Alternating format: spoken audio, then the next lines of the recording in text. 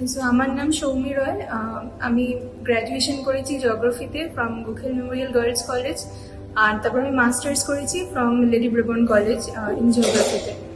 তো ইউপিএসসি আমার মেন ছিল, কিন্তু তার জন্য দিল্লি যাওয়াটা আমি শুনেছিলাম যে মানে ইটস ভেরি কম্পালসারি।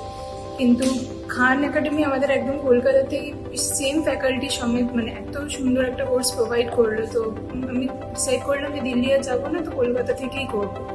তো দ্য এক্সপিরিয়েন্স ইজ মানে ভীষণ ভীষণ ভালো। এখানে ফ্যাকাল্টিটা এত ভালো করে পড়ায়, মানে একদম দিল্লির মতনই পুরো অ্যাম্বিয়েন্স ক্রিয়েট করা হয় এখানে।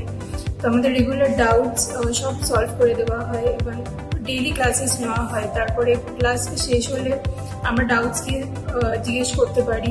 আমাদের every month current affairs magazine provide করা হয়। তারপরে যে ক্লাসগুলো শেষ হয়ে যায় তার বেসিসে আমাদের টেস্ট নেওয়া হয়, যাতে আমরা প্রত্যেকটা টপিকে আপডেটেড থাকি।